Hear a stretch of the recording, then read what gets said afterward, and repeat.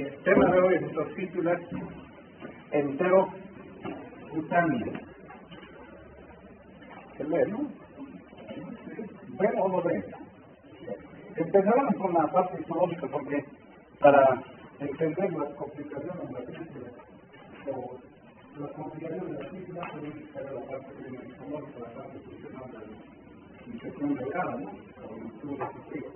Entonces acá tenemos, por ejemplo, tenemos una mucosa compuesta por epitelio, lámina propia y la muscular interna, ¿sí? Estas tres capas que corresponden a la mucosa y por debajo de ella está la submucosa. En la submucosa se encuentra gran cantidad de capilares, una red de linfáticos, ahí es donde se inicia la red linfática, ¿no? En la submucosa. Esto lo preguntan, ¿no? En la submucosa hay una red capilar, también están los nervios de Meissner, ¿sí? Que son encargados de la secreción del tubo digestivo, ¿sí? Y por fuera de eso, ella está la muscular externa, compuesta por una capa muscular interna, una longitudinal externa. Y finalmente tenemos el peritoneo, dice la esfera. ¿Sí? Acá igualmente nos muestra esas características del tubo digestivo, ¿no? Entonces es importante conocer estas cosas, ¿no? Porque cada 3 a 5 días cambia el epitelio del tubo digestivo. Por esa razón también tenemos grandes cantidades de tumores y de evolución en ese nivel. ¿Sí? Hoy les preguntaron a mis estudiantes qué órgano desarrolla cáncer o una neoplasia en nuestro organismo. El corazón, ¿no es? El corazón. ¿Sí? ¿Ven acá? En la submucosa hay una red de vasos sanguíneos, está una red linfática, también está el plexo nervioso de Meissner. ¿Sí? Acá igualmente, ¿sí? Vean acá cómo está compuesto la mucosa. Dentro de la mucosa, ven acá, se forman pliegues, una mucosa del tubo digestivo. Entre pliegue, entre vellosidad y vellosidad, ¿qué existe? Las glándulas de Lieberkühn, ¿sí? O las criptas de Lieberkühn. ¿Qué contiene estas criptas? Contienen enterocitos, que están encargados de absorción, las células calciformes, que producen un moco, y las células enteroendócrinas, que producen hormonas, ¿sí? Las enteroendócrinas. Las células de Panet, encargadas de la inmunidad, produce lisocima, ¿sí? Las células M, presentadoras de antígenos, ¿sí? Ellos están sobre los vasos linfáticos. Y las células madre, ¿no? Las que van a dar lugar a todas estas células articulares. Finalmente tenemos la submucosa, ¿sí? La muscular propia, ¿sí? Después la muscular propia, como dijimos, hay una submucosa, donde encontramos a las glándulas del Brunner, en el duodeno, las placas de estría en el divino niño, y los plexos de Meissner, que dan o regulan la secreción glandular a nivel del tubo. La muscular externa, como dijimos, tiene una longitudinal externa y una muscular interna. Entre estas dos capas se encuentra el plexo de Aberwell, ¿no? Que da lugar a la motilidad intestinal. Finalmente, la cerosa. ¿Sí? Entonces, todas estas estructuras que ven histológicas, que ven en esta diapositiva se va a hacer cuando el paciente está con una fístula. ¿Sí?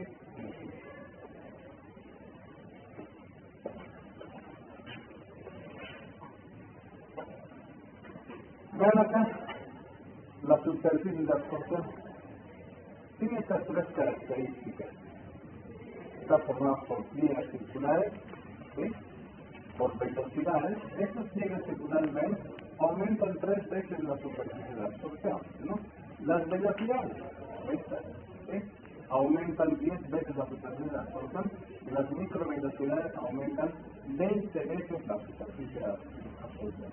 Estas microvellosidades forman el borde entre ¿no? Enterocito. ¿Sí? Y finalmente en la profundidad, en la base de estas pliegues se encuentra las glándulas intestinales o las piezas de hígado. ¿Sí? Que como dijimos, están formadas por varias células, tienen varias funciones, ¿sí? Productores de moco, ¿sí? Enzimas digestivas, antimicrobianos, producen hormonas, ¿sí? Se encargan también las células madre de las regulaciones interiores del tubo digestivo. Cada 3 a 5 días hay una regulación interior.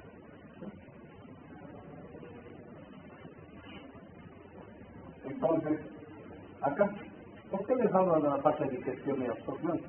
El carbohidrato en la dieta es la principal fuente de energía. ¿Sí? Es la principal. ¿Algún ejemplo? ¿Cuántas calorías necesitamos por día para podernos movilizar en condiciones fisiológicas? Alrededor de 2.000 kilocalorías. ¿Y por kilogramo peso cuánto sería?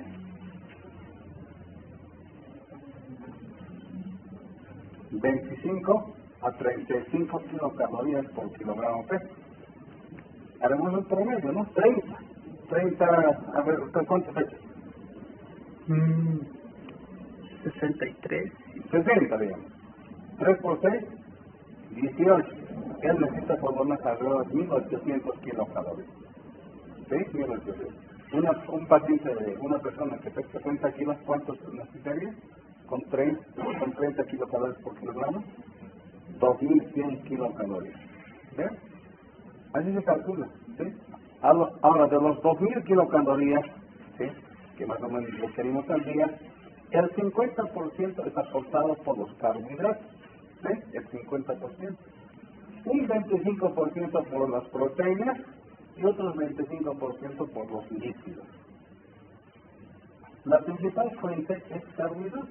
Entonces, cuando un paciente tenía fístula intestinal delgado, ya sea yeyuno, ilion, duodeno, pierde carbohidratos, pierde proteínas, pierde lípidos.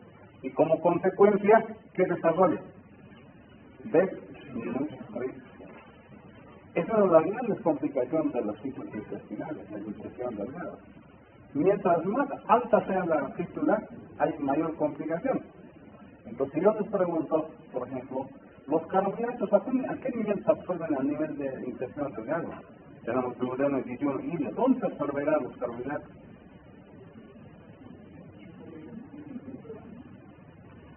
En el yeyuno. Ahora, ¿dónde comienza? Vean acá, ¿dónde comienza el metabolismo, la digestión de carbohidratos? Empieza en la cavidad oral, en la boca.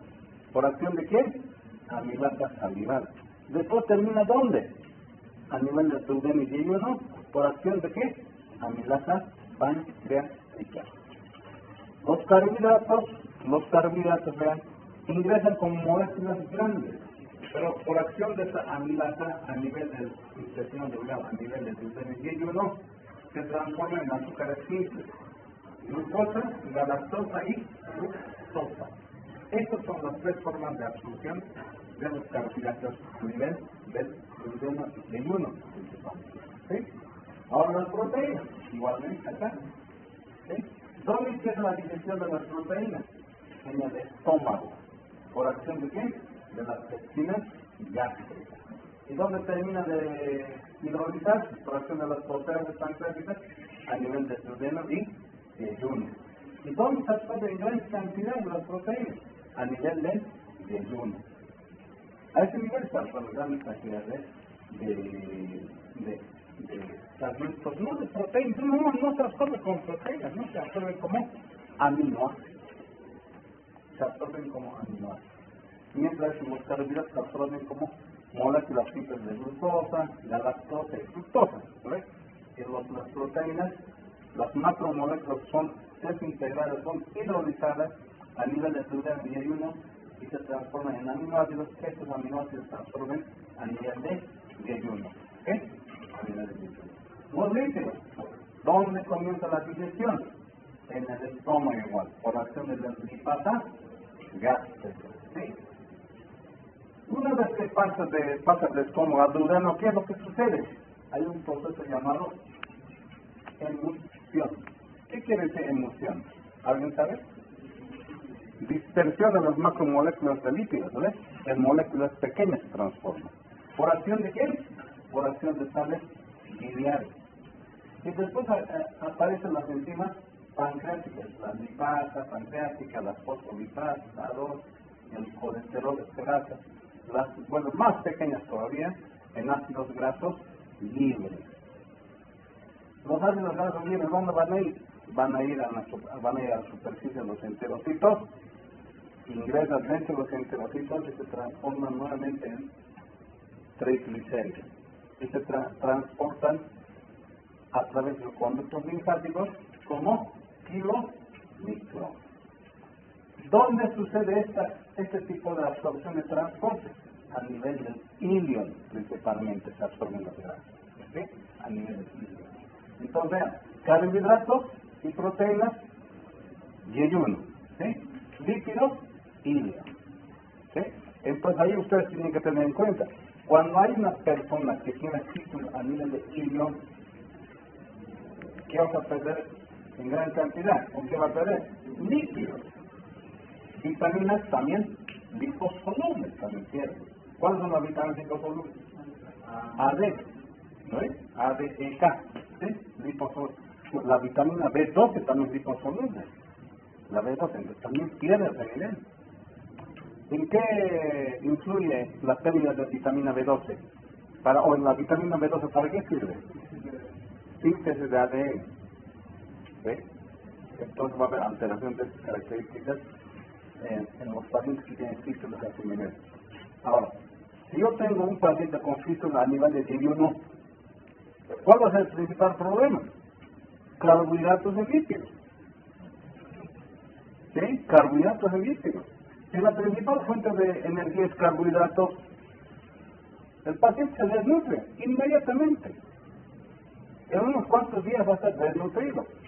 Se muere por desnutrición. Mientras te tienes fístula más abajo a nivel de ilion, ¿qué va a pasar? Puede que tu paciente no se va a desnutrir, pero sin embargo a nivel de ilion, aparte de líquidos, también se absorbe líquidos y electrolitos a nivel de ilion. Entonces pierde mucho volumen. La pérdida de volumen sobre qué órganos repercute.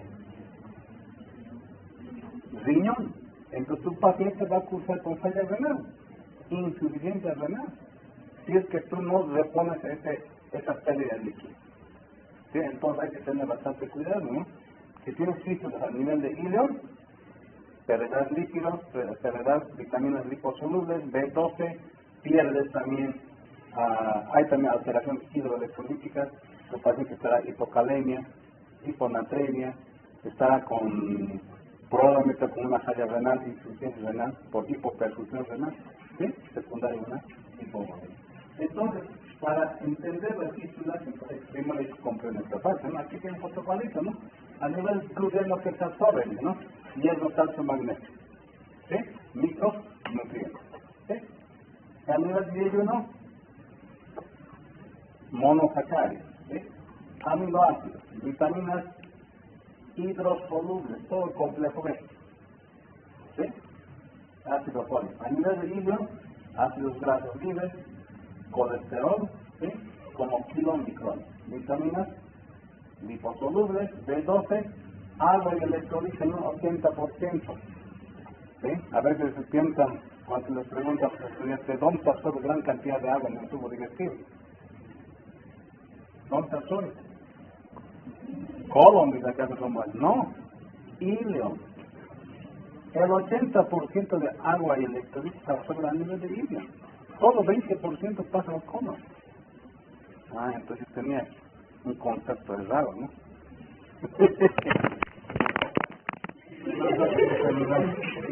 Muy bien.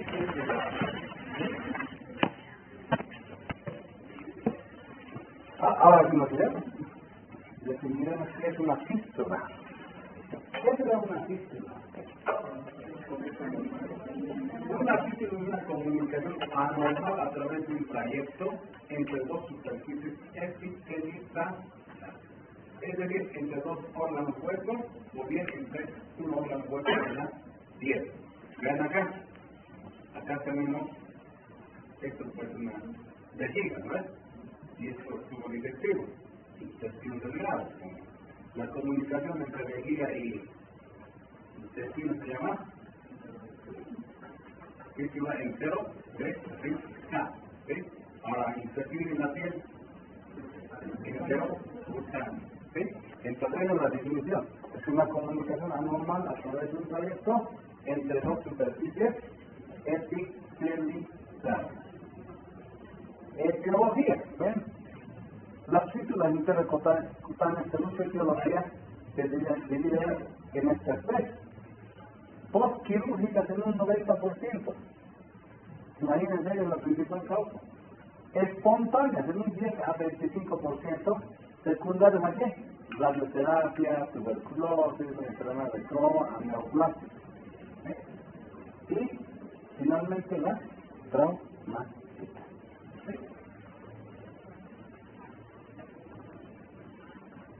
Acá, clasifica por etiología, dijimos, por su débito. Se pueden clasificar según su localización anatómica, se pueden clasificar según el trayecto y su complejidad. Esos cuatro tipos de clasificación tenemos. Acá en este proyecto vamos a ver todo, ¿no? Por etiología, dijimos, congénita, persistencia del conducto, ómpalo, de 11 conductos entre el ombligo y inserción del ilio. ¿Sí? Puede haber persistencia, es de origen congénito. Adquirida, son espontáneas, de origen inflamatorio, diverticulitis, la enfermedad de Crohn, parasitarias, las amebas, ácaros, también, bacterianas, pues la tifoidea, tuberculosis, actinomycosis, tumorales, ¿sí? El tumor de intestino delgado o los tumores de colon también pueden perforarse y dar lugar a una crisis. ¿Sí? Y las provocadas postquirúrgicas, irradiación y traumáticas. Según su localización pueden ser fístulas de origen gástrico, duodenales, yeyunales, ileales, colónicas, ¿sí? Según su forma de presentación en el intestino, pueden ser fístulas terminales y fístulas laterales. ¿A qué se refiere esto? ¿Sí? Que tengo una asa intestinal así, ¿sí? Puede que la estructura a la dehiscencia sea completa y se desconecta completamente de la asa siguiente, ¿sí? Entonces una fístula terminal. Y puede ser de un lado, de una cara del intestino, una fístula lateral, ¿sí? La fístula lateral tiene mejor pronóstico y las fístulas terminales tienen más pronóstico, ¿sí? No se cierran con el contrario. Por su débito, ¿sí? De bajo débito, menor a 200 ml por día. Débito moderado entre 200 a 500 por día y mayor a 500 ml se divide por la fístula, se llama fístula de alto débito. Por su comportamiento y su complejidad, vean esta clasificación. Pueden ser fístulas de trayecto corto, con un trayecto menor a 2 centímetros, y fístulas de trayecto largo, mayor a 2 centímetros. ¿Qué importancia tienen estas? Las fístulas, doctores, algunos pueden cerrar de forma espontánea, otras no.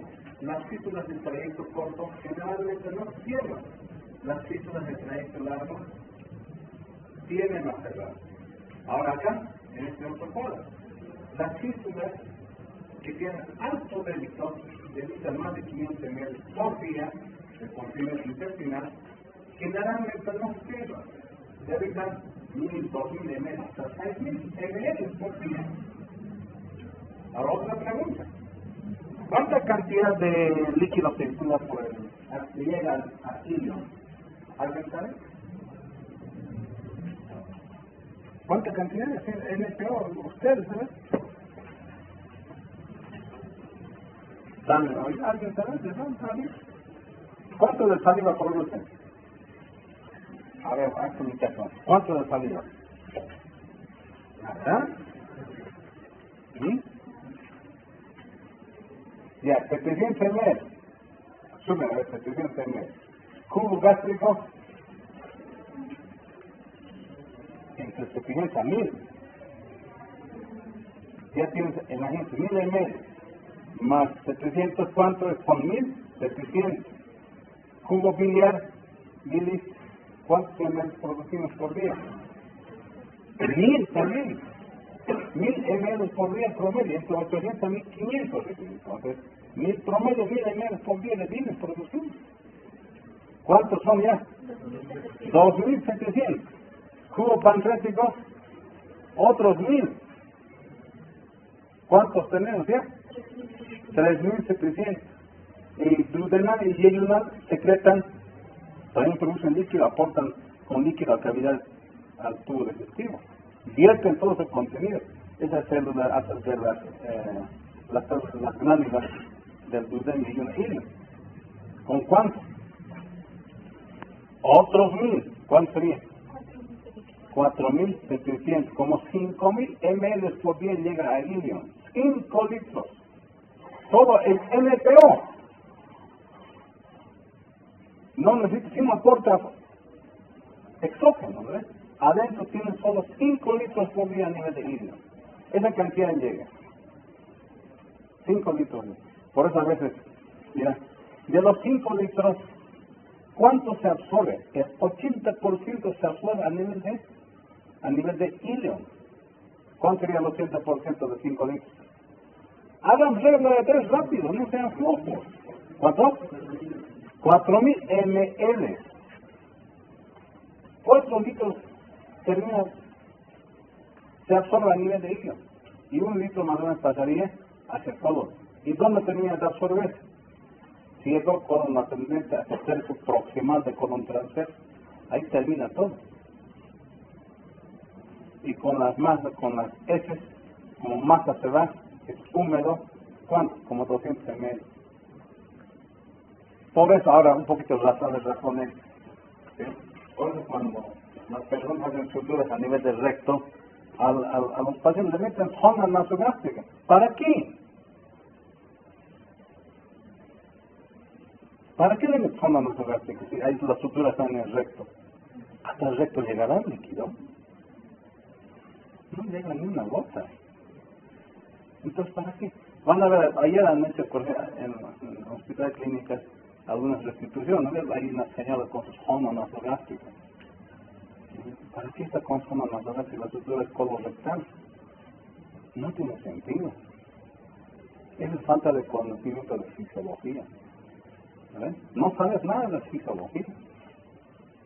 Y a veces a estos pacientes que tienen suturas intestinales a nivel de colon rectal, a nivel de recto, les pone NPO durante 10 días. No vas a tomar nada. Pero el paciente, doctor, tengo sed, ¿no ves? Puedo tomar un poquito de juguitorio. Esos vasitos de plástico, ¿cuántos ml tendrá? 200 máximo. O menos todavía, ¿no ves? Ese chiquitito, esto debe ser grande. ¿Cuántos ml? Con 500 ml debe tener. Imagínense, 100 ml te afectará en algo, le agregas a 5 litros, 5100, ¿no ves? No afecta en nada. Por eso los pacientes que tienen suturas intestinales, no es necesario tenerlas en ayunas durante 10 días y meterse una forma nasogástrica. Antes, evidentemente, hacían todo eso, pero actualmente no se hace eso. ¿Sí? Otra cosa que tienen que ver ustedes, que el estómago, anótense, el estómago tiene un hilio de 24 horas. ¿Sí? ¿Qué es hilio? ¿Qué entiende usted por hilio? ¿Parálisis? No. Entonces, ¿qué es? ¿Detención de tránsito? No. Hilio se define, ¿ya?, como alteración de la motilidad intestinal. Así se define. ¿Sí? Alteración de la motilidad intestinal. Puede ser en ascenso, es decir, aumenta la motilidad intestinal, o puede ser en descenso, cuando se reduce la motilidad por procesos inflamatorios. ¿Y cuándo aumentaría la motilidad intestinal? En procesos obstructivos, en procesos mecánicos. Cuando hay obstrucción mecánica de intestino delgado, intestino grueso, ¿qué pasa? Aumentan los peristaltinos para vencer esa resistencia hasta que se alcanza, ¿no es? Pues paralizan, ¿no? Entonces, el ilio se define como alteración de la motilidad intestinal. ¿Okay? El estómago, por ejemplo, tiene un ilio de 24 horas, el intestino delgado 72 horas tiene el ilio. En este caso se paraliza. ¿Sí? Reduce la motilidad intestinal por manipulación, por sangrado, por desvíos hidroelectrolíticos, por todos esos factores. ¿Sí? 72 horas de hilo. Colon, 4 días de hilo. Ahora aquí viene otra pregunta. Ustedes han de escuchar las visitas, ¿no es? Los residentes, los internos dicen, doctor, paciente postoperado, no tuvo catálisis, ¿no es? Eliminación de gases negativos. En el primer día postoperatorio. Otros no va a tener. ¿O no? Si el colon va a tener hilo de 4 días. No tuvo catálisis. Oye, no te preocupes, espera 4 días. Entonces, ustedes tienen que saber estas cosas, ¿no? Para poder entender la parte fisiológica del tubo digestivo. ¿Sí? Ahora, dijimos, las ciclos de alto débito son los que tienen mayor riesgo, no se cierran espontáneamente. Las de bajo débito y moderado débito pueden cerrarse de forma espontánea. ¿Sí? Las de trayecto corto generalmente no se cierran. ¿Sí? Trayecto largo tienen tendencia a cerrarse de forma espontánea. Hay ciclos simples con un solo trayecto o múltiples trayectos. Puede haber 1 o 2 orificios a nivel del tubo digestivo. ¿Sí?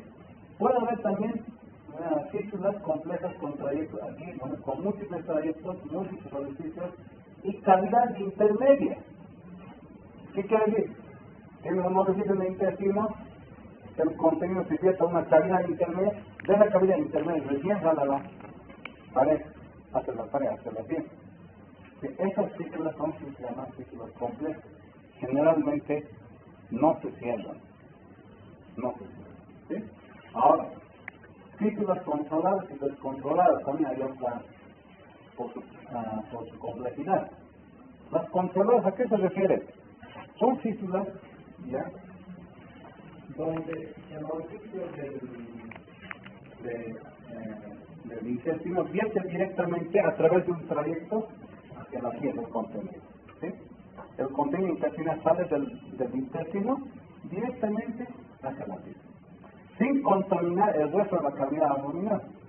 Es una fístula controlada. Ahora una fístula descontrolada cuando sale del orificio del intestino, ¿sí? Tiene una fístula intestinal y no sale directamente a la pared abdominal, sino se dispersa en toda la cavidad abdominal. ¿Sí? Provoca éxito. Es una fístula descontrolada. ¿Sí? Descontrolada.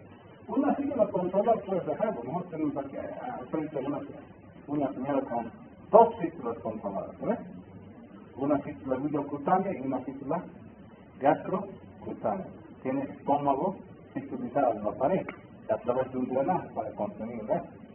Tenemos otras fístulas de la vía biliar principal a la pared. Ambos son fístulas controladas. No están dispersando lo que es contenido en la cavidad abdominal. ¿Sí? Acá tenemos esta fístula, ¿no?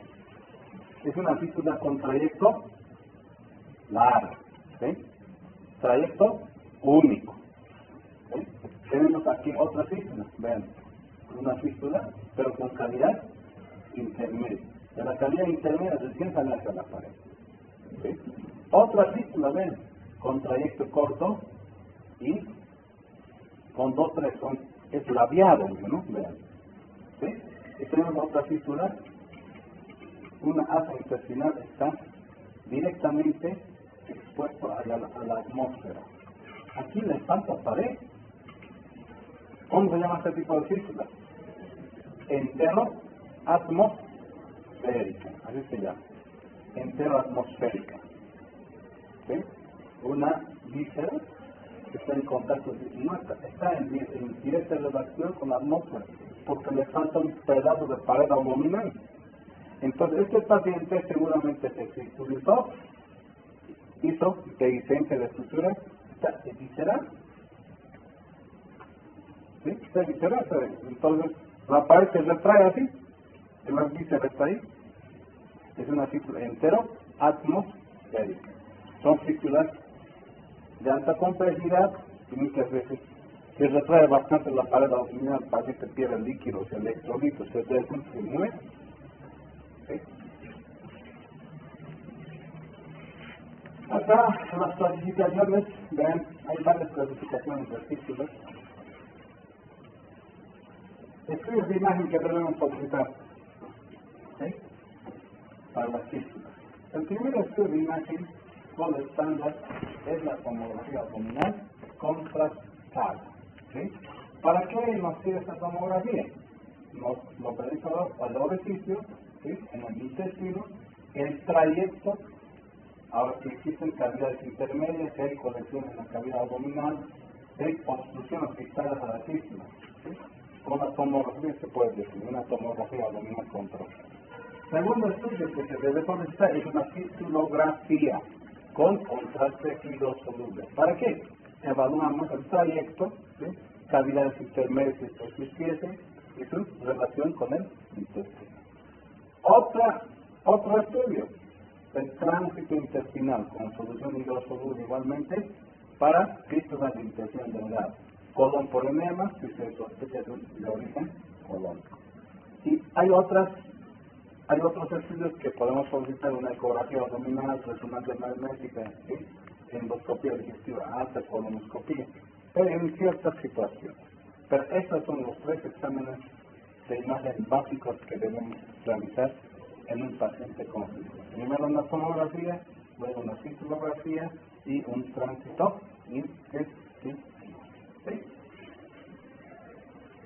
Acá tenemos un taca abdominal contrastada, donde tenemos una fístula enterocutánea.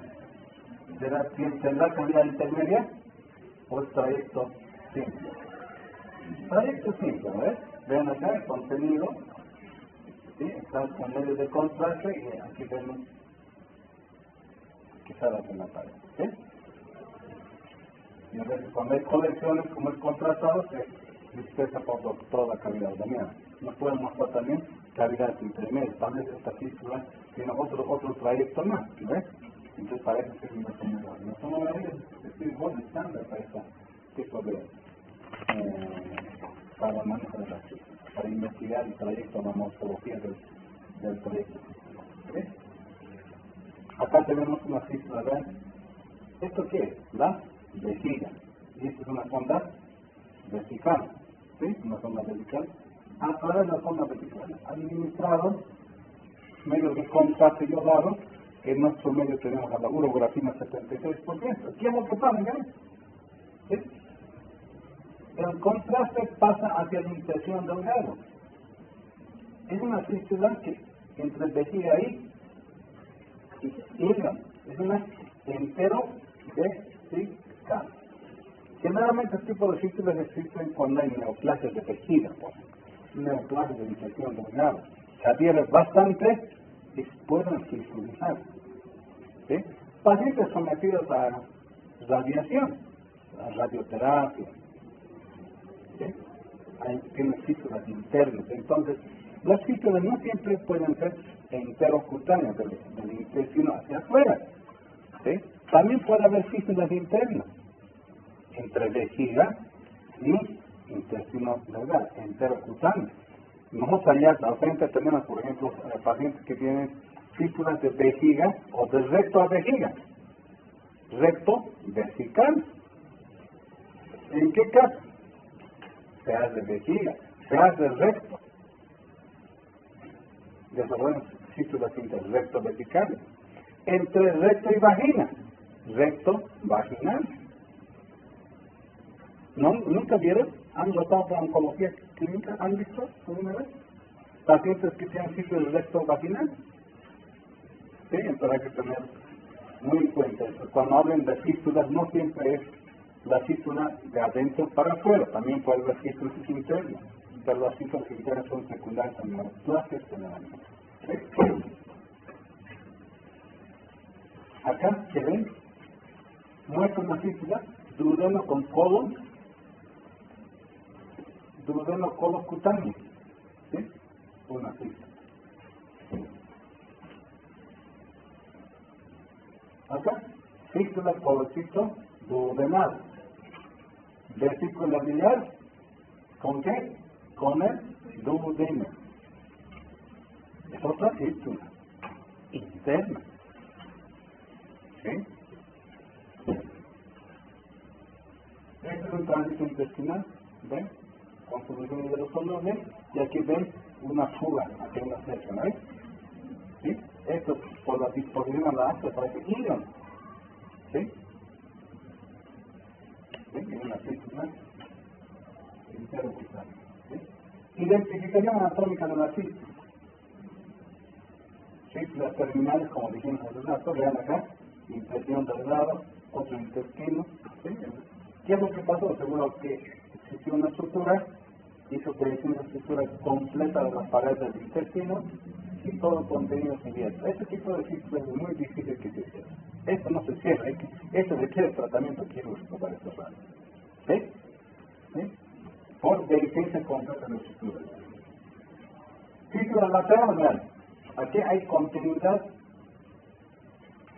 del intestino, pero por la parte lateral hay un orificio. Y esto vierte ese contenido a través de qué?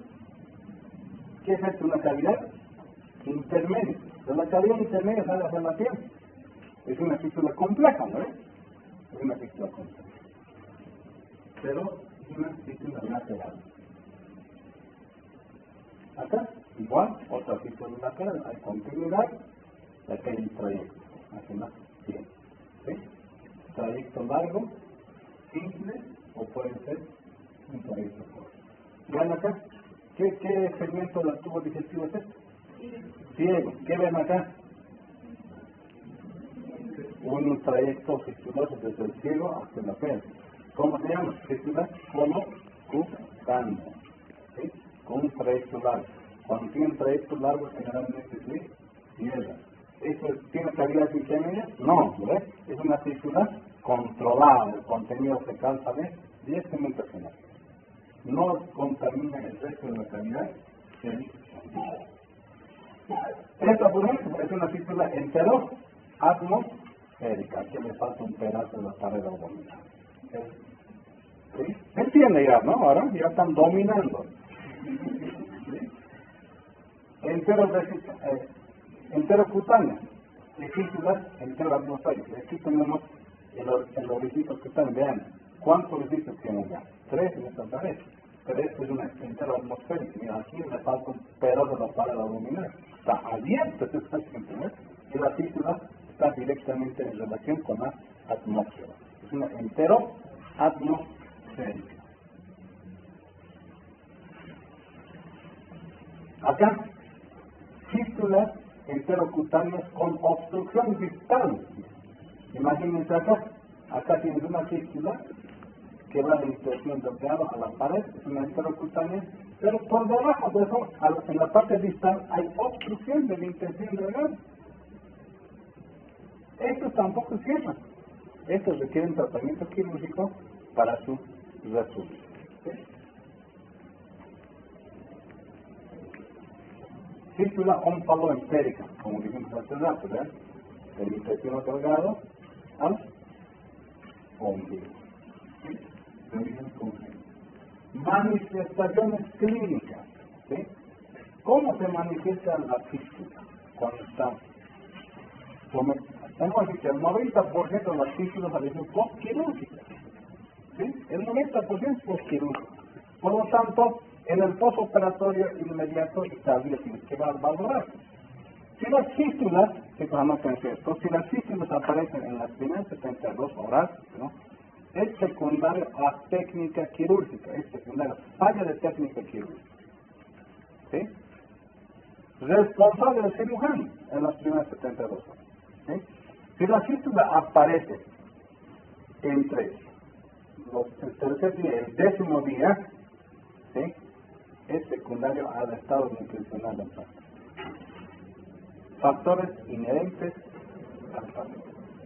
estado nutricional, tal vez por eso un paciente que tiene factores de comorbilidad, por ejemplo, no sé, tuberculosis, neoplasias, ¿sí? En ese caso aparecen las fístulas después de las 72 horas, hasta el décimo día, ¿sí? Mientras que apareciera la fístula en las primeras 72 horas, directamente está el culpable del cirujano, ¿no? Que hace falla de técnica quirúrgica, ¿sí? Entonces, ¿cómo se manifiesta clínicamente? ¿Sí? ¿Cómo se manifiesta? Fiebre, taquicardia y taquicardia. Fiebre, lo primero que va a hacer, en la mañana palpa, el pulso está acelerado, el paciente está taquicárdico, está taquicárdico, ¿sí? Doctor presentó anoche una alta térmica de 38.5, está con fiebre. Entonces, el paciente es el primer signo que aparece, ¿no? Leucocitosis, le haces un hemograma, hay leucocitosis más de 10.000, ¿sí? Hilo prolongado, ¿qué tal si, qué dijimos? El hilo de infección delgada de 72 horas, colon 4 días.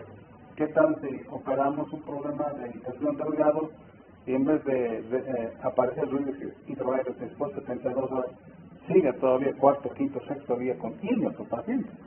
Vomita y vomita y vomita. Entonces, también es otra manifestación clínica de sífilis. Algo sucede ahí adentro, no es normal que tenga hilo prolongado, ¿sí? O dolor abdominal, ¿sí? Y finalmente, infección de la herida, otra manifestación clínica, ¿sí? Complicaciones, la triada clásica, desequilibrio hidroelectrolítico, ¿sí? Desnutrición y sepsis. Estas son las tres grandes complicaciones de una fístula intestinal. Y otras, insuficiencia intestinal, disfunción multiorgánica, complicaciones locales de la pared abdominal, dermatitis, porque el contenido de intestino delgado es ácido o es alcalino. Es alcalino, es corrosivo, ¿sí? Y además tiene enzimas proteasas, imagínense. Esto provoca dermatitis alrededor de la fístula. Los pacientes, toda la pared abdominal está pues llena de dermatitis. Eso le duele más que la misma herida quirúrgica, le arde, ¿sí? Entonces, estas son las complicaciones, ¿no? Desequilibrio hidroelectrolítico, desnutrición y sepsis, las tres principales complicaciones. Manejo de la fístula interoscular, ¿cómo se maneja? ¿Sí? Hay diversos pasos de manejo clínico y quirúrgico, pero la más antigua y la más actualizada, ¿no? Por ejemplo, es una clasificación antigua, ¿no? De 1964 y 1971. Pero sobre esto han modificado. Si nosotros analizamos en las siguientes diapositivas, sigue siendo la base fundamental esta clasificación o estas fases que mencionaron en 1964-71. ¿Sí? Sobre esto, ¿no? La primera fase, ¿qué dijeron ellos? La primera fase se debe hacer el control de la fístula. ¿Qué controlamos? Líquidos electrolitos, sepsis y fístula. Es lo que debemos controlar en la primera fase. ¿Sí? En la segunda fase hay que iniciar nutrición parenteral, dijeron. Ya en 1964-71 ya ellos sabían que esos pacientes se complicaban con desnutrición. Entonces iniciaban nutrición parenteral. La tercera fase del manejo de las fístulas de aquella época, evaluación. ¿Sí? ¿Qué evaluamos? El trayecto fistuloso, la anatomía de la fístula, la morfología de la fístula. Si es una fístula con trayecto único, con trayecto corto, con trayecto largo, si tiene cavidades intermedias. ¿Con qué va a ser? Evaluar con tomografía, con fistulografía y tránsito intestinal. ¿Sí? Ya tienen después dijeron, también tenemos que evaluar la posibilidad de nutrición enteral, ¿no? Iniciar la nutrición parenteral, después nutrición enteral. ¿Por qué? Porque al paciente tú no lo puedes tener por 15, 20, 30, un mes 2 meses con nutrición parenteral. Primero es paso alto. Cada frasquito de esta bolsa que ves, ¿sí? Cada frasco cuesta como 1.200 bolivianos por día. Un frasco de estos de nutrición parenteral te genera 2.000 kilocalorías. Ahí está, bien claro, 2.000 kilocalorías. Un frasco, 1.200 por día. En un mes, ¿cuánto invertiste en tu nutrición parenteral? Me acuerdo.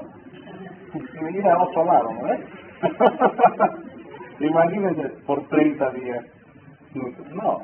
Y además vas a perder a los enterocitos, se atrofia la mucosa intestinal, ¿no? Las vellosidades intestinales se atrofian. Si tú lo mantienes así, una vez que tu paciente salga, se recupere, vas a tener un tubo rígido, sin capacidad de absorción. Entonces tú tienes que empezar lo más antes posible la nutrición enteral. Por eso por vía nasobiliar, una gastrostomía, una hielonostomía de alimentación, ¿sí? Tienes que iniciar. O vía oral, si ya no tienes ilio. Pero doctor, está saliendo por así, obvio, va a salir, dependiendo de la localización, tú vas a corregir. Si es a nivel de ilio, seguro que va a cursar con desequilibrios hidroelectrolíticos. Tienes que corregirla, ¿sí? Si es más alto tu cístula, a nivel de yeyuno, vas a obtener carbohidratos y proteínas. Y a su vez también igual va a tener un desequilibrio hidroelectrolítico, ¿no? Porque todo lo que comes te va a salir. Entonces, ¿cómo vas a tener que abordar esa nutrición? Ahora, por ejemplo, existen alimentos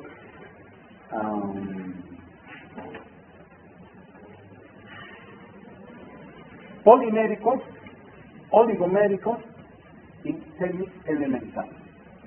¿A qué se refiere alimentos poliméricos? ¿Alguien sabe? O oligoméricos. Son cadenas grandes. Digamos, se hace un licuado de manzanas. ¿Qué vamos a hacer? Son carbohidratos de cadena grande. Pero esos carbohidratos tienen que ser hidrolizados a nivel del gluteno etílico, a nivel del gluteno etílico, ¿sí? Para transformarse en monosacáridos. Ahora, ¿qué es lo que sucede? En nuestro mercado existe leche, suplementos alimenticios, ¿sí? Leche, con proteínas de cadena corta, ¿sí? De cadena corta. Se llama suplementos semi-elementales, se llama. El Pepsi Junior, por ejemplo. Pero el frasco de leche es carísimo. Debe estar por los 700 bolivianos con frasquitos de 500 gramos. Es carísimo. Es así. El Pepsi Junior. Es el único semi-elemental que tenemos. Entonces el resto de las leches que ven, no sé. ¿Qué otros más conocen? ¿No? ¿Tienes tus huevos o no? ¿No es? Esas leches suplementos alimenticios tienen aminoácidos, lípidos, carbohidratos de cadena larga. ¿Sí? Entonces, si yo le doy, digamos, a ese paciente que tiene cístula a nivel de ileón, le doy jugos de naranja, no sé, que coma carne, algunas verduras, ¿qué va a pasar? Todo lo que come se va a salir. Aunque le dé de comer, se va a salir todo. Voy a perder proteínas, carbohidratos, lípidos más, ¿no? Porque no va a pasar hacia abajo, así. Tu paciente desnutre, entonces tengo que iniciar por nutrición parenteral. ¿Sí? Entonces le daré más nutrición parenteral, pero tenemos que nomás restituir la vía oral para no perder vellosidades intestinales. Aunque no se absorba nada. ¿Sí? El año pasado tuvimos un paciente así que tenía cístula de yeyuno. Por trauma abdominal se cistulizó. Hemos luchado como 3 meses con ese paciente. ¿Sí? Nutrición parenteral, más bien el seguro universal cubre. Imagínense si no cubriera 1.200 por día. Generalmente mueren nomás, doctor, no pasa, ¿con qué compra esto, no? No se puede, todos los días.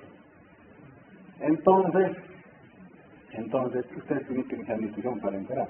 Y darles en vía oral, ¿sí? Y a veces por la misma fístula que tiene, se cateteriza, y por la misma fístula pueden introducir un catéter y pueden dar todos los alimentos licuados hacia la parte distal. Si es yeyuno, conecta el yeyuno un catéter así, y ingresa el alimento por ese catéter en la parte distal del intestino delgado que está. Así se llama fístulo clínico. Nutrición a través de una yeyuno también. O puedes hacer también de forma quirúrgica, ¿no? ¿Sí? Colocar un catéter en el yeyuno y a través de eso administrar alimentos licuados, ¿sí? Para reducir gastos. Y finalmente vean aquellas fístulas rebeldes que no se cerraban en forma espontánea de cirugía, ¿sí? Cirugía para cierre definitivo de la fístula o cirugía para control de la fístula. Este es el cuadro original. Ahora, este es el manejo actual de las fístulas intercutáneas, el SNAP, ¿no? Aprendan el SNAP. ¿Sí? ¿A qué se refiere? Control de la sepsis, lo mismo que el anterior, ¿no? Control de la sepsis, estabilización del paciente, ¿sí? Cómodo, ¿no? Control de la sepsis y cuidado cutáneo. Acá también ingresa el control del balance hidroelectrolítico, ¿sí? Ahí está. Después también va a la siguiente fase, que es la nutrición, lo mismo, ¿sí? La tercera fase del manejo de la fístula intercutánea es evaluar la anatomía de la fístula, la morfología. ¿Y cómo vamos a evaluar la morfología? ¿Con qué estudios dijimos? Tomografía, citolografía, tránsito intestinal. Es lo mismo que la anterior, ¿verdad? Con otro nombrecito, ¿no? Es nada. ¿Sí? Plan, finalmente. Plan definitivo, plan quirúrgico. Entonces, esto ha sido inventado en 2004 en el Reino Unido, ¿no? ¿Sí? Entonces, el famoso SNAP, el manejo actual de las fístulas intercutáneas. Pero si no analizando esto, sigue siendo lo anterior, la clasificación. Esto, ¿no ves? Desde 1964 y desde 1961. Chapman y Chandler. Ellos lo manejaban así, pero actualmente no son un poquito, ¿no? ¿Sí? Acá. Aquí se refiere a la estabilización, ¿no? Que es SMART, la estabilización. ¿Qué vamos a estabilizar? Restaurar volumen circulante efectivo, desequilibrio hidroelectrolítico, supervisión cuidadosa para asegurar el beneficio de la terapia, monitoreo invasivo, débito binario, ¿sí? Sobre catéter de Swan Ganz para medir la presión de capilar pulmonar, ¿sí? Y vean si el paciente existe, si tiene o no shock, reponer líquidos. Esa es la fase de estabilizar. El líquido, electrolitos, medio interno, todo eso, ¿no? Actualmente. Tenemos todo eso en nuestro medio, ¿no? ¿Sí? Control de la sepsis, la segunda fase. No, la segunda, sigue siendo la primera fase, ¿no? De la EPI, ¿sí?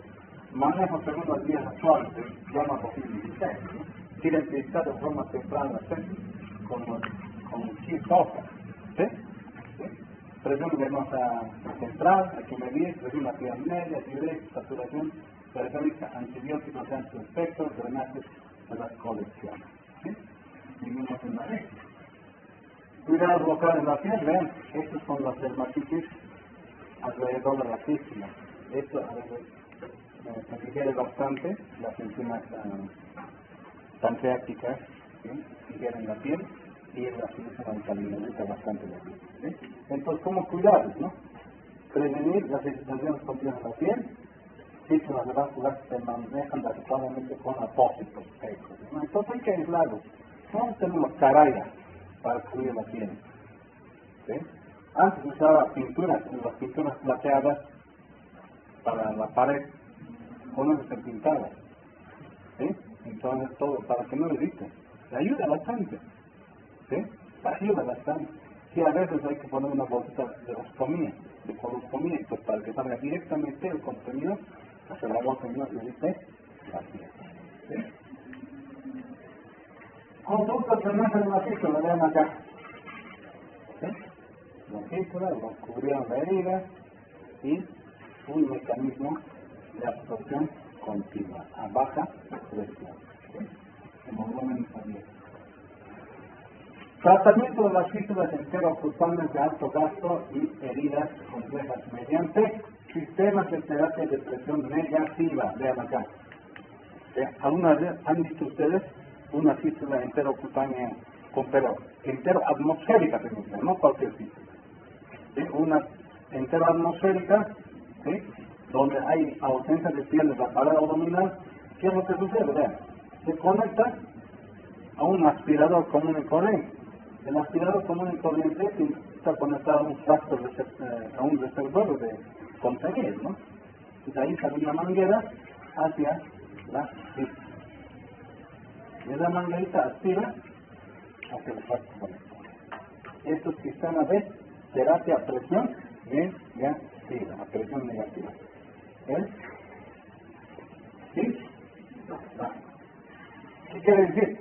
Sistema de vacío y compactación de una llave. ¿Qué es lo que sucede en esta imagen? ¿Sí?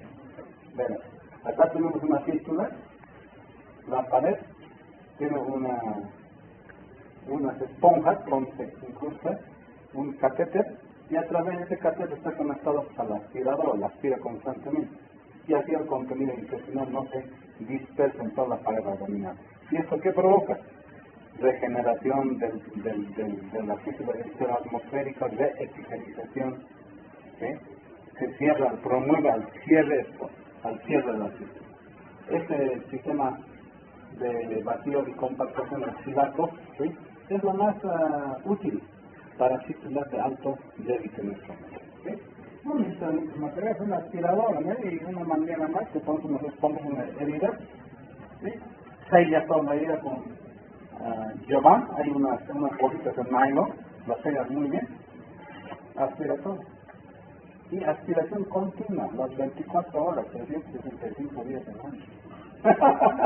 Hasta que cierre, ¿no? Ahora, nos gusta bastante. Ustedes están bajando y escuchar el back, ¿sí? Cierre, asistido por vacío. ¿Ven? Es el mismo mecanismo que es más comercial. Tiene su aspiradora portátil, ¿no? El paciente puede llevar esto en su casa porque necesita lo. ¿Sí? Hasta que le llegue la fístula. En vez, no que el año pasado hemos tenido pacientes con este tipo de pacientes, no tuvimos poquitos enteroatmosféricas, pacientes que han sido operados por TB peritoneal complicado, fístulas intestinales por TB peritoneal, o TB intestinal, perdón. Entonces, evisceran, se abre toda la pared y la fístula está en medio, todas las razas expuestas. Y tienes la única forma de promover su cierre espontáneo es por este mecanismo, el vacuum, ¿había discutido alguna vez? Nunca he escuchado. Es la primera vez, ¿no? Algún vacuum, ¿no? Cierre asistido por el vacuum. ¿Sí? O caso contrario, el cibaco, o sea, pusimos mencionar de vuelta, ¿no? Diferentes. Este ha sido inventado en Argentina en 1992 para manejo de fístulas de alto débito. El costo es bajo, ¿sí? ¿Sí? Es bajo, mientras el back es más comercial, ¿han visto? Tienen todos sus esponjitos ya, tiene un set, ¿ves? Con sus esponjitos, con dos mangueritas aspiradores. ¿Sí? Es el mismo sistema, ¿no? Control del volumen de la fístula, vean, ¿cómo se controla? ¿Cómo vamos a controlar el volumen? Antes de escuchar ustedes hablar de la somatostatina, el octreótimo, ¿o no? ¿Sí? El octreótimo. ¿Qué hace ¿quién sintetiza la somatostatina en nuestro organismo? ¿Dónde se produce? ¿Dónde? ¿En la cabeza? ¿Dónde se produce la somatostatina?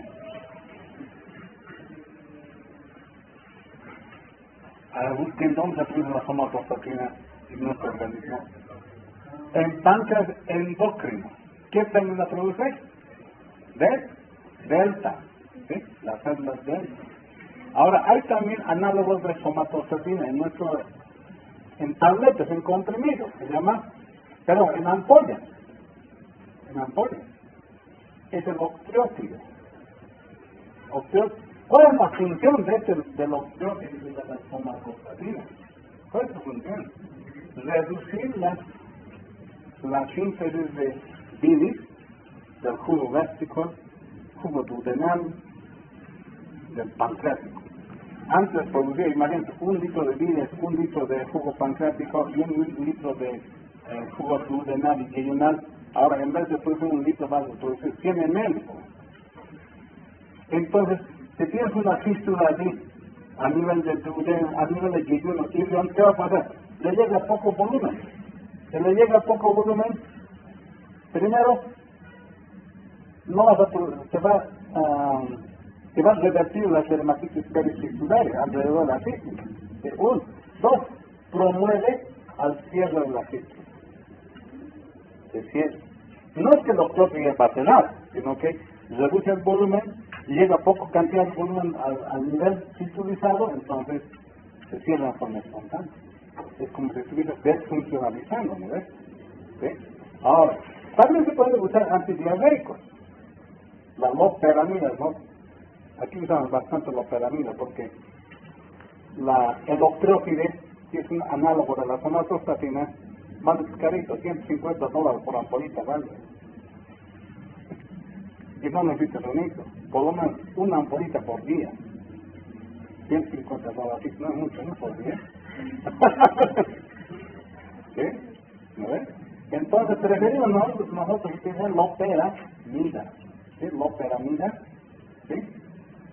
Tenemos título de infección delgado, tienes que hacer hidratación, nutrición, antibiótico terapia, función renal que controla en forma adecuada, y darle loperamida. ¿Para qué se utiliza esto? Para las diarreas no bacterianas. ¿Ves?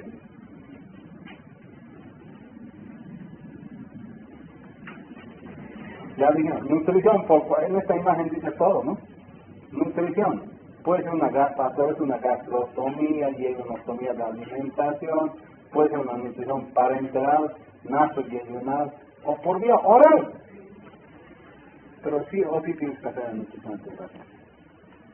Iniciar una nutrición parenteral hasta que se estabilice tu paciente. Una vez que esté estabilizado, iniciar la vía oral, lo más antes posible. Antes que se te atrofien las velocidades intestinales. ¿Sí? Acá. Nutrición a través de la fístula, ¿eh? Una fístulotomía, como ya les dije, ¿no?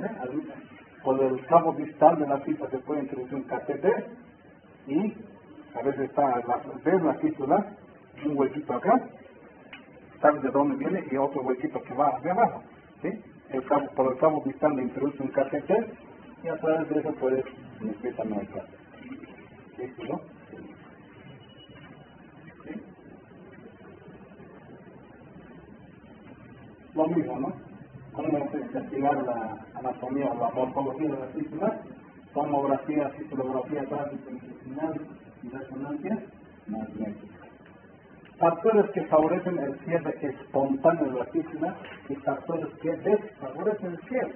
Ven acá, fístulas de bajo débito se pueden cerrar, ¿sí? Trayecto fistuloso largo, ¿sí? Buen estado nutricional, eso es importante. Si tienes un paciente con buen estado nutricional, poquito se cierra la fístula. Si está desnutrido tu paciente, no se va a cerrar nunca tu fístula. ¿Sí? Nunca. ¿Sí? Localización. Mientras más distal sea la fístula, tiene mejor pronóstico. Puede cerrar. Las fístulas duodenales y yeyunales generalmente no se cierran de forma espontánea. ¿Sí? Por eso, mientras más proximal su fístula, mayores complicaciones. ¿Sí? ¿Sí? Mayores complicaciones de pacientes, desnutriciones, desequilibrios electrolíticos, no se cierran las fístulas. Mientras más distal, y en todo, las fístulas generalmente se cierran. ¿Sí? Ahora, acá ven, cierres los factores que evitan el cierre: alto débito, trayecto corto, desnutrición del paciente, sepsis, ¿sí? Localización proximal de ayuno, duodenal, obstrucciones distales, defectos grandes de pared abdominal, defectos grandes, imagínense una fístula que toda la estructura, tipo de incendio, se abrió todo, así. Eso no va a pasar nunca, eso requiere tratamiento quirúrgico. ¿Sí? Procedimiento definitivo, ya estamos en las últimas, ¿sí? El tratamiento quirúrgico. Está indicado en la siguiente situación, ¿no? Fístulas controladas, fístulas descontroladas. Como dijimos hace rato, se puede hacer tratamiento quirúrgico para el control de la sepsis. Si tienes una fístula descontrolada, no vas a tener la al paciente, va a morir por shock séptico. Entonces tienes que entrar lo más antes posible. Quirófano, ¿a qué? No a suturar la fístula. Hazle una ostomía. Si es ilion, hazle ileostomía. Si son huecos en el ilion, en el orificio, seccionar a nivel de ese orificio. Cerrar la parte distal y el cabo proximal lo saca hacia afuera. Una ileostomía termina. ¿Sí? Si es yeyuno, hace una ileostomía. Ahora, pero el problema de yeyuno es que va a tener desnutrición del paciente, ¿no? Bárbaro. ¿Sí? Ahora, tenemos fístulas controladas. El cielo generalmente puede ser la persona espontánea. ¿Sí? Ahora, tenemos muchas veces una fístula de varios ya meses de evolución. Sale constantemente. Esas fístulas tienes que cerrarlas en forma quirúrgica. Para eso tu paciente tiene que tener buen estado nutricional, buena función renal, un adecuado balance hidroelectrolítico, baja probabilidad de ser espontáneo. Cuando dicen, no, esto no va a cerrar. Hemos hecho el tránsito intestinal y hemos encontrado que hay obstrucción en la parte distal, por abrir hacia adentro. ¿Sí? Obstrucción distal, vale, se encuentra. En ese caso tienes que cerrar de forma espontánea. ¿Sí? Tiempos del tratamiento quirúrgico, vean, un tiempo del abordaje, ¿sí? Un tiempo del tratamiento del intestino y el tercer tiempo de cierre de la pared. Entonces, estas tres cosas tienes que tomar en cuenta cuando quieras cerrar las fístulas intervertebrales. Abordaje, vean acá. Si tienes una fístula así, como este paciente, ¿sí? Yo no puedo incidir directamente sobre la misma cicatriz. Tienes que abordar un poquito, 1 centímetro por arriba, o puedes abordar por la parte lateral, bordeando la fístula. ¿Para qué?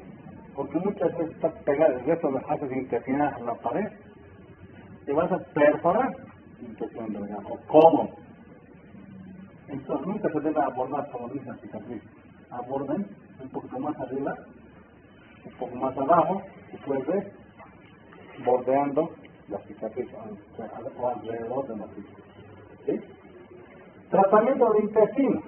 Una vez que estén ya liberen como entran en cavidad abdominal, han encontrado la fístula intestinal, ya resección del segmento. Nunca suturar ahí mismo, ¿no? Porque se vuelve a abrir. ¿Sí? O sea, mucha gente entra, reaviva los bordes, los sutura. Seguro que se va a abrir. Tienes que resecar y anastomosar bien. ¿Sí? Entonces, resección del segmento fistulizado, y puedes hacer anastomosis término terminal, como esto, ¿sí? Anastomosis término terminal, una anastomosis lateral y término lateral. Puede ser un bypass. ¿Qué tal si ingresas a cavidad abdominal? Lo primero que te vas a encontrar son adherencias bárbaras. No sabes cuál es cuál ahí adentro, está todo peleado. No sabes a cuál lado va hacia el intestino. Tal vez vas a hacer puedes hacer una anastomosis en asa ciega, ¿no ves? Entonces, ¿qué puedes hacer? No sabes si va hacia abajo, hacia arriba, hacia el intestinal, estás desubicado en ese momento. ¿Ya? Y no sabes si abajo está obstruido. Pesa el tránsito intestinal. ¿Qué vas a hacer? Entonces tienes que hacer un bypass nomás, ¿no? Intestino delgado al colon, digamos, colon transverso. ¿Sí? El colon transverso y el resto está desfuncionalizado. Y otra cosa que tienen que tener en cuenta ustedes cuando manejan este tipo de pacientes, o tengan este tipo de pacientes, que para que el doctor dice, ¿quién va a cumplir la función de intestino delgado? ¿Cómo? Por ahí en la literatura dice, ¿no?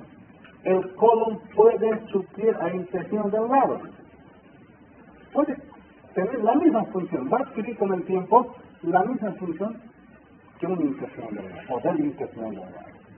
¿Sí? La misma capacidad. Pero el intestino delgado no puede cumplir la función del colon. No es que anoten eso. El intestino no puede reemplazar el colon, pero el colon sí puede reemplazar al intestino delgado. Si tienes todo el marco cólico sano, es como tener 3 metros de intestino delgado sano. Imagínense, con 3 metros, no, bárbaro, ¿no? Tienes unos 3 metros de absorción. Con el tiempo se van a... ese colon ya no va a cumplir la función de intestino delgado, balance hidroelectrolítico, absorber vitaminas, todo. Reemplaza la función. Muchas gracias.